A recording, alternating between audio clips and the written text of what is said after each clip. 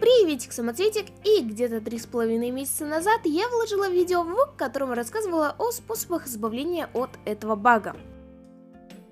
В том видео я рассказывала 3 довольно популярных способа, но эти способы не всегда работают, так что я решила сделать вторую часть с другими способами. В этом видео, в отличие от предыдущего, будет только 2 способа, ибо третий вроде бы был, но он куда-то сплыл.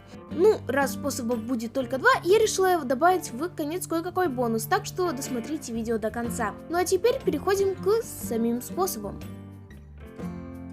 Об этом способе я узнала из этого комментария под прошлым видео на эту тему. Чтобы избавиться от бага этим способом, нужно выйти из гачи и почистить у нее кэш. На разных устройствах это делается по-разному. У меня, например, Xiaomi, и чтобы на нем почистить кэш, нужно просто зажать иконку приложения, и через пару секунд всплывет эта плашка.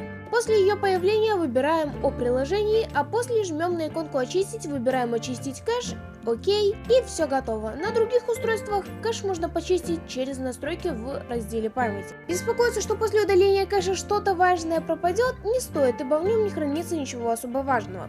После очистки кэша перезагружаем гачу и по новой заходим. После этих махинаций баг должен пропасть. Этот способ тоже довольно известный, но на ютубе в чужих видео я его никогда не встречала. Хотя, возможно, я недостаточно хорошо искала. Этот способ довольно простой, но для его исполнения требуется время. Заключается он в ожидании. Нужно просто выйти из гачи и подождать какое-то время. И с его течением баг сам уйдет. Только не нужно выходить из гачи на минуту, а потом снова заходить. Это навряд ли вам поможет. Сколько конкретно нужно ждать, я сказать не могу, ибо у каждого это время будет разное. В среднем, как я знаю, ожидание длится не больше суток. Но я недавно прочитала в комментариях у другого человека, что ожидание может длиться до 3 дней. Тут уже как кому повезет.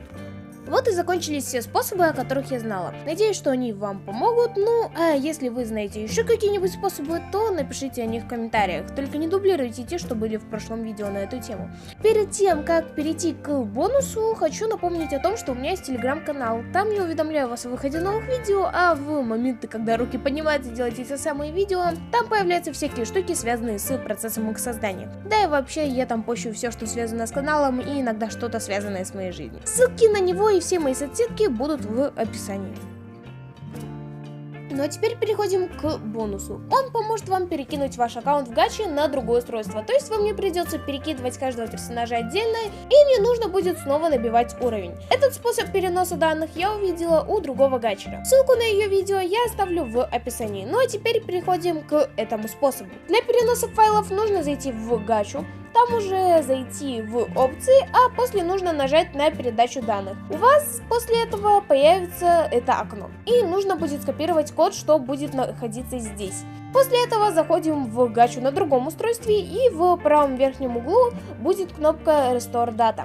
Нажимаете на нее и вводите код, который вы скопировали. Все. Правда, нужно будет подождать какое-то время, чтобы все данные перекинулись. Лучше скрывать этот код, ибо его использование ограничено, и можно воспользоваться только 10 раз. Об этом написано в кнопке «Передача данных» вот здесь.